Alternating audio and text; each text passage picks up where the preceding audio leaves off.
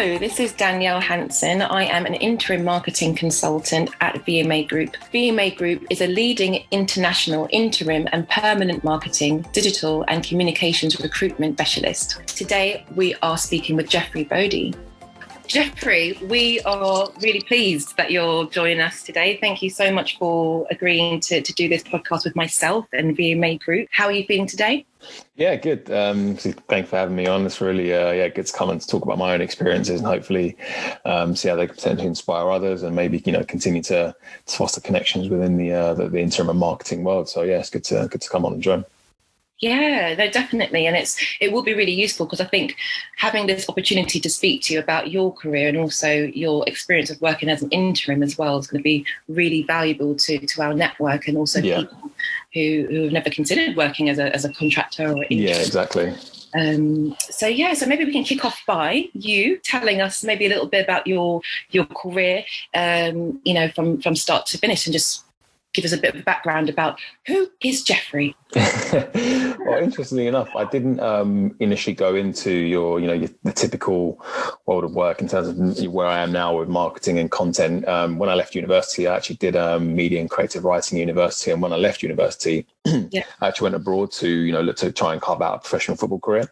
As I was playing at the time, I was playing semi-professional in England, but I wanted to kind of chase certain opportunities in America, so I stayed out there for a little bit. Then came back to England. I was kind of in and out of the country in different areas. So I went to Norway as well in 2013, Austria in 2015, and in between kind of playing, as I said, semi-pro and sort of lower levels in England. And then I got to when I was around sort of 26, 27, I kind of realised it wasn't really going to go in the direction that I wanted it to go in. So I kind of had a decision to make, and I had the degree behind me, and I'd always been interested in kind of digital content and writing and content writing and those kind of things. So I decided to move into that realm, and I started writing for a digital lifestyle magazine initially, just to kind of get some experience with content writing and publishing work. And then I worked for a company, like a smaller version of Amazon kind of thing. They were called Wings, I believe, working in operations capacity whilst doing this digital content. And then I went to another company, which were like a mobile mechanic, like an onboarding platform for mechanics. So I was working in operations there, but then I started to migrate into PR and content there as well. So a few days a week I was working on PR and content. And then from there, these are all permanent roles, as your typical permanent roles. And then the role that I got at the Royal Institution of Chartered Surveyors, that actually came, when I first started working with VMA, that actually came as a contract opportunity. And it wasn't a case of me thinking about working in the interim environment. It just came along really, and I kind of looked into it, so it was a good opportunity, and then took it. So yeah, that was the most recent role that I had through VMA in the interim capacity. So yeah, it was really good. Really interesting, because especially as you mentioned, your previous roles were permanent roles as well, and actually you detailed just there about obviously content being of interest. So you had a bit of experience across digital and content prior, within these permanent roles as well. So it's interesting to us just to kind of understand what made you decide to pursue interim or contract work. I mean, as I mentioned, it wasn't actually something that I'd kind of sat down and thought, I'd rather do interim over working in a permanent capacity. It kind of fell on my lap essentially. But what I liked about it was that I was trusted to kind of just get on with my work, hit the ground running. And I think it kind of pushed me to kind of work and I guess get things under my belt and get the knowledge under my belt quickly. I guess when you're in a permanent capacity, you can maybe take a little while to settle in because you may be there for a while. And I think as well with the permanent over interim capacity, I think there's the element of with permanent, you have that sense of inverted commas security, if that's what you want to call it. But I think for me, I always feel like if you do quality work, you're either likely to be kept around for a bit longer in a contract capacity, or they may give you the option. But again, I'm someone who, what I do like about the interim opportunity is that I'm someone who does like to experience new things and really like to develop a lot of new skills. So I have problems with moving to different sectors and different opportunities to kind of grow my skills capacity and learn different areas of content and marketing. So yeah, I think that's something that I really do kind of thrive on in that contract environment.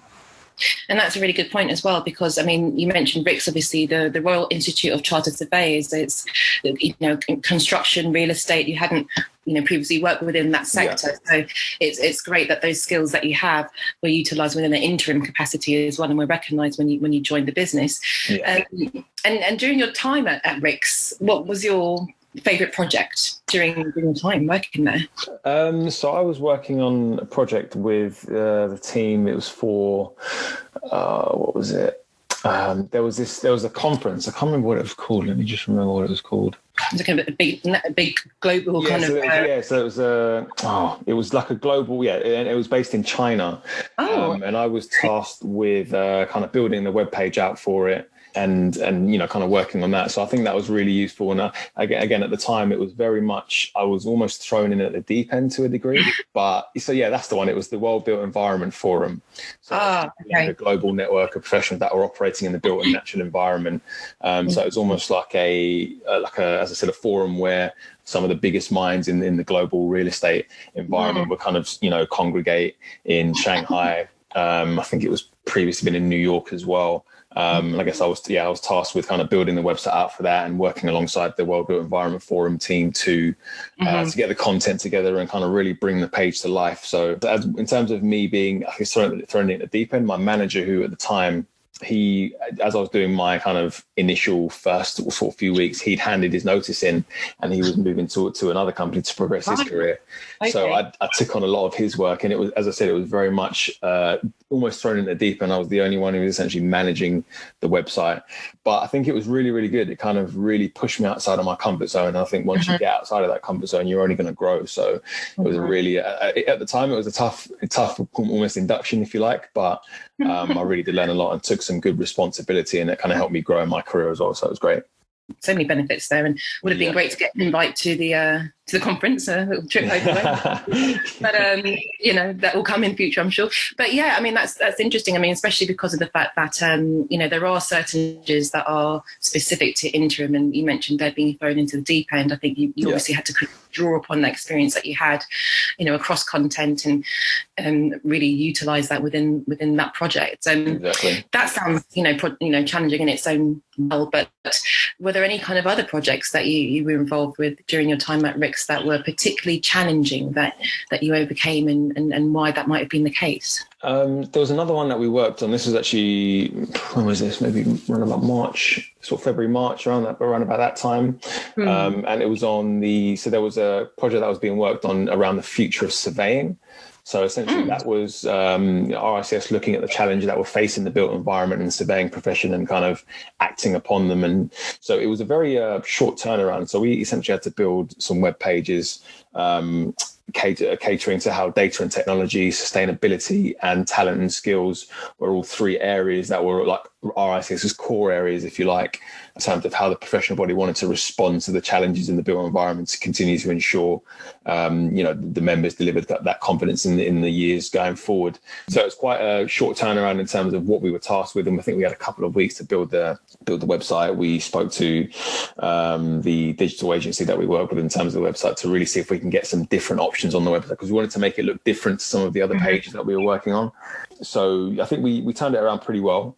So we got that. So I think that it was challenging, as I said, mainly just because of the short lead time that we really had to get the project off the ground. But I think we did it pretty well.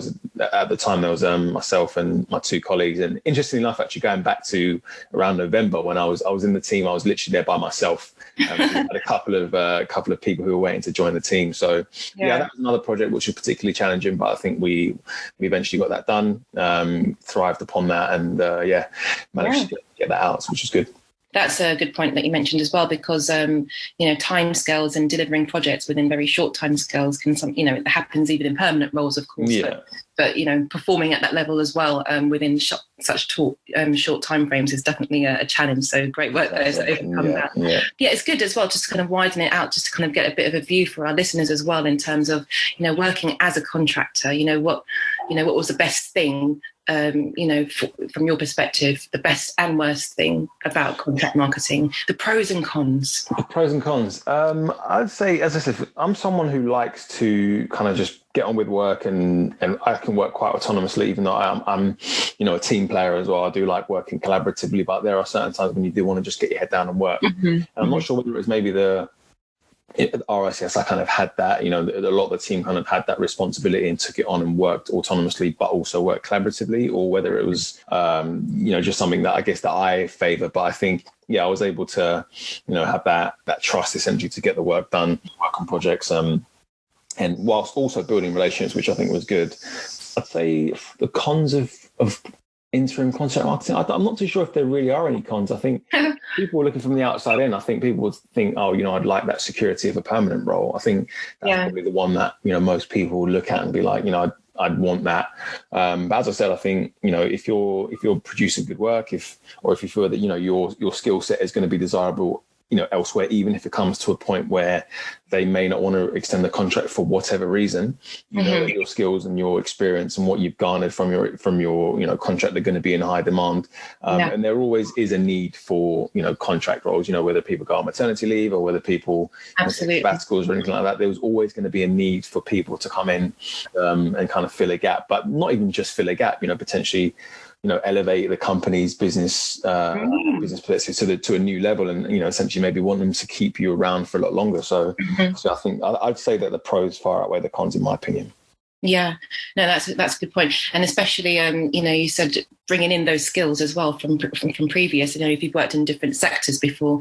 What I've been working within the interim marketing team at VMAGROUP, we do work with clients who are, very receptive to people who have got different industry experience as well, which is really nice. And you brought that into Rick. So I'm sure they were very pleased with your work that you did.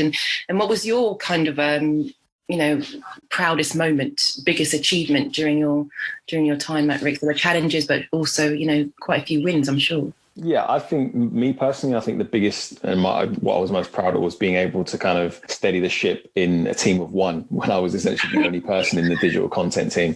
I think at such an early stage and where I was at RICS, I think the responsibility that I took, the fact that I was able to kind of steady the ship, keep things moving, keep the lights on essentially, but continue to not just do that but do more than that. I think that for me that was a very proud moment, because it was going from a very small company to a large global company was a big step in its own right, and then to be tasked with kind of managing things on your own at quite an early stage of my career in the role, I think that was something that I was proud of. And I'd like to think that I'd like to believe that some of my colleagues in Europe and in the UK were kind of saw that and kind of definitely saw that as a good thing. So I'd say that was my proudest moment. Brilliant. Definitely worthwhile mentioning that. As you mentioned before, obviously, you didn't necessarily pursue an interim role or contracting work. It kind of organically happened, didn't it? So, I think, given the fact that you've worked in previous roles that were all permanent, what kind of thing has surprised you about working as a contractor?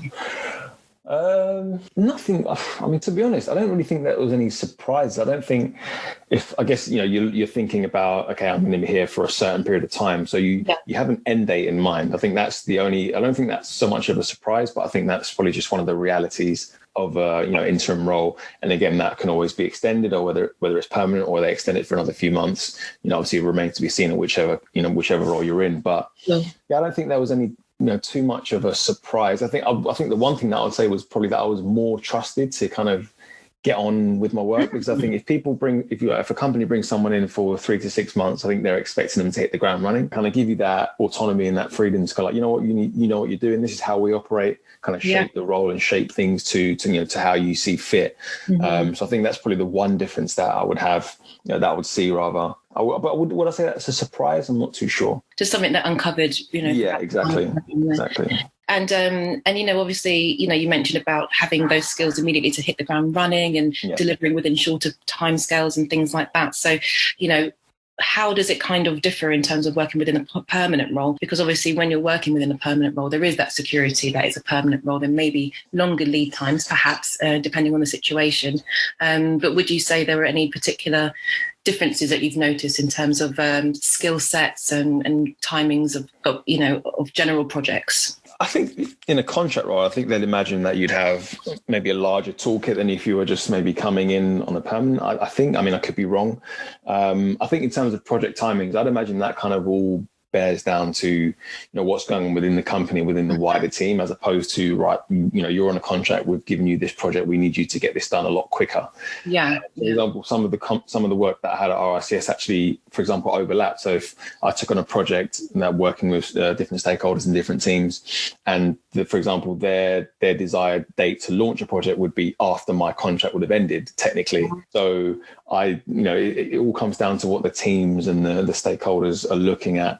And, if I'm continuing to work on the project, it maybe wouldn't necessarily make sense to just end my contract and then do a handover to another, new colleague who has to then learn the whole role and the company and everything like that. So I think that in terms of those project lead times, that may be a way in which, if you're working on a project and people are trusting you with it, but the lead time or the response time after your day ends, maybe the people who hired you may be thinking, we may as well just keep it for another 3 months so we can finish this project.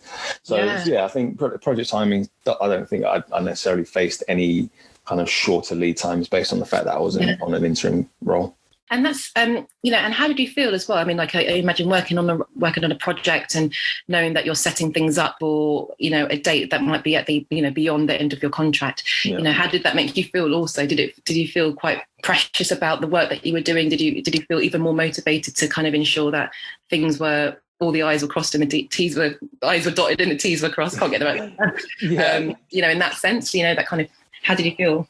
Yeah, I think, adds motivation. I don't think I necessarily felt pressure. I don't really feel so much pressure in life. I'm not too sure why. I'm quite a relaxed person, so I don't necessarily feel too much pressure. I think I'm always someone who wants to be motivated and kind of, overachieve and overextend in terms of what I'm trying to do.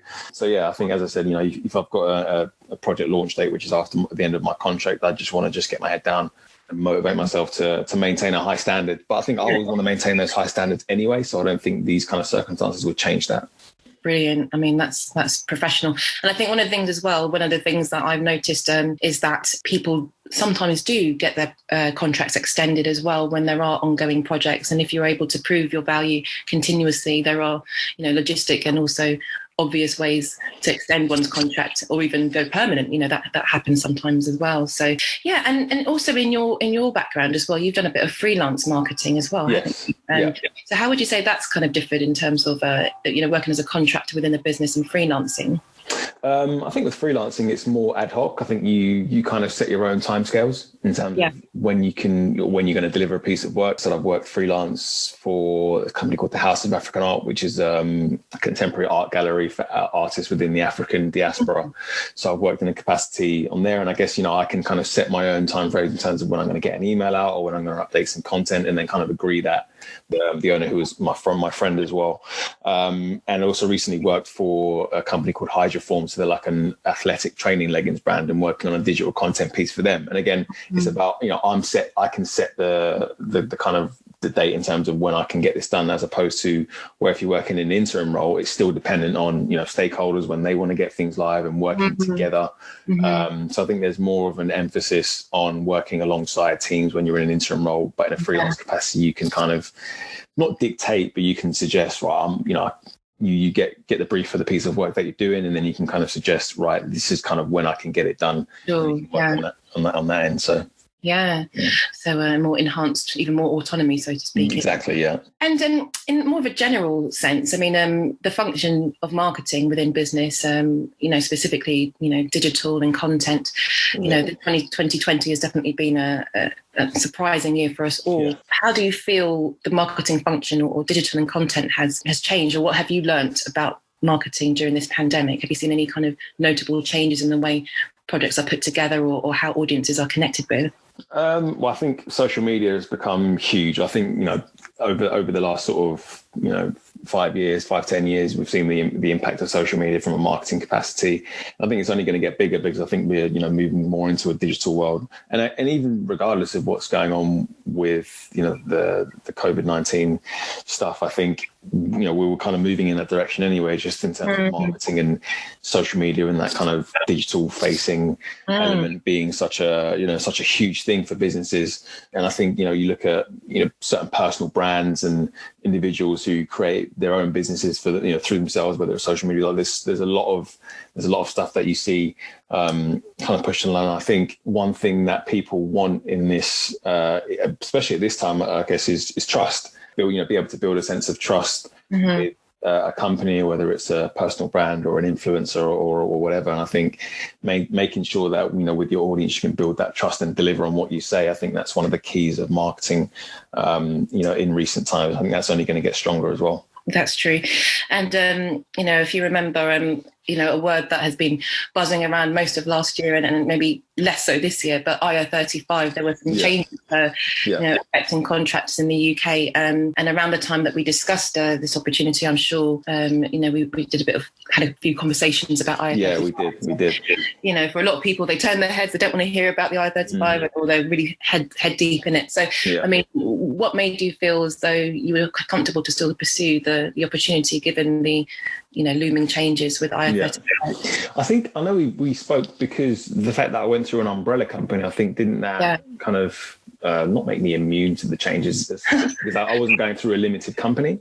Absolutely, yeah. So I think that's having a limited company. I think that's where those changes have affected individuals. As I was going through an umbrella company, it made things a lot smoother, which is why I didn't really have so much, so many qualms about taking the opportunity on. So I think that's the main thing for me.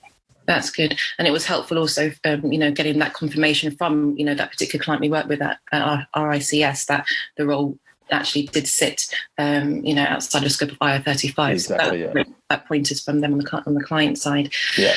Yes, which does bode for a smoother process.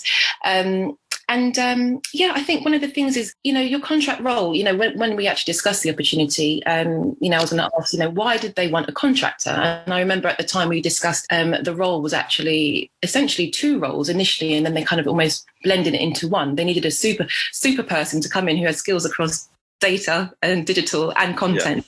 Yeah.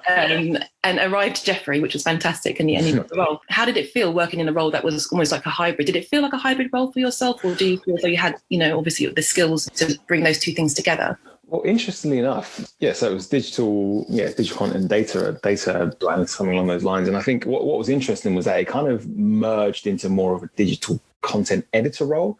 It was a little bit of data in terms of like Google Analytics. They'd lost someone, RSS had lost someone to Google who was like the Google whiz, who was, everything they'd wanted. And I didn't have that kind of experience with Google Analytics. I'd had some, but not anywhere the level to what, the predecessor for the role had.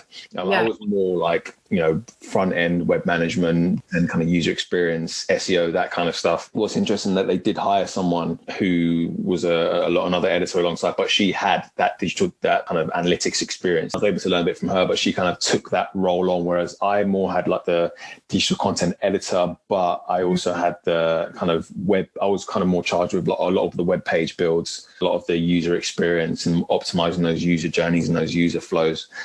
So whilst the job kind of appeared as a hybrid role, it kind of morphed and changed. It's quite interesting. Yeah, that is. And that is something that I have seen within my network, people I may have VMA has placed within roles, within interim roles, where there is sometimes a bit more agility, a bit more changing face of the role. It can evolve into something slightly different. And it's great that you're able to utilize your own, skills, but also learn new things within the role. So that sounds like you had the best of both there. A real Hovis. Exactly. Yeah. And, if there's any kind of key pieces of advice that you can give to, those within our network, those listening on considering interim, what kind of key advice would you give to someone who was considering it and if they've never done it before? I think be open to it. I think, as I said, it wasn't something that kind of I was thinking about in any kind of way, but just be open to the opportunity. And I think it gives you autonomy. It gives you flexibility. Like if you choose that you want to maybe take a few days off, yes, there may be financial implications because of that, and you wouldn't get paid for the days that you don't work. But it's just, for me, I mean, the kind of person that I'm quite a flexible person. And I think, especially if you're someone who maybe works on other projects outside of your work and 9 to 5, I think it'd be a good option in terms of maybe working 3 to 6 months here or there, and then maybe taking a month or so off and then coming back into it. And then I guess to be blunt, I think, if you look at what an interim role alongside a permanent role, if you look at the same role, the interim role would pay more. Yeah. So if I'm not someone, I guess, who's financially motivated, but I think it's a good option to look at in terms of, are you able to get remunerated better in an interim role than you would be in a permanent role? Yes, there obviously you wouldn't get the, for example, the perks and the benefits that you would get in a permanent role. But if you're not someone who's too fussed about that, it's definitely an option to look at.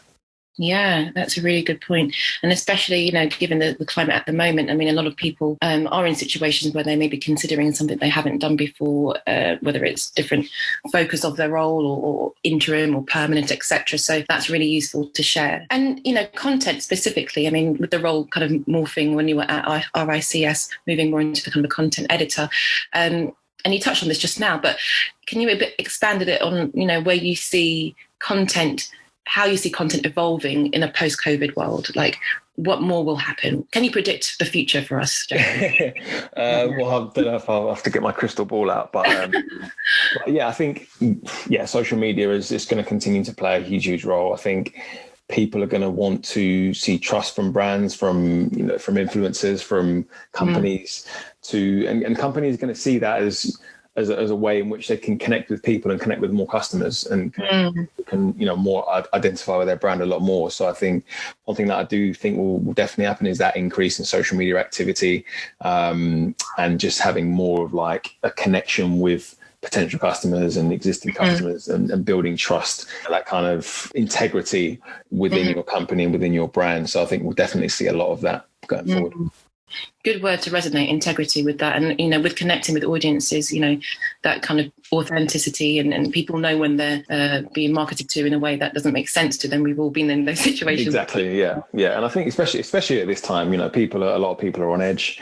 Yeah. A lot of people are maybe feeling that life isn't as how they want it to be. So if they do see certain things, they want to resonate with them in a way that kind of speaks to them authentically. So great point. And on the back of that, with the more social media and more authentic content, and what kind of skills do you think interim marketers will need to kind of develop and focus on? You've increased your skills definitely, and you're continuously building them. So what kind of areas do you think will be more relevant for marketers within a COVID world, post-COVID world? Yeah, I think that front-facing content, optimizing your pages for search engines, and continuing to work on SEO. And I know SEO is an ever-changing landscape. There's always different algorithms on the search engine. So just keeping on top of that, I think, will be very, very useful for interim marketers going forward. And as I mentioned before, social media, optimizing social media reach and different tactics and techniques that you can use to kind of get your company or to get the organization that you're working for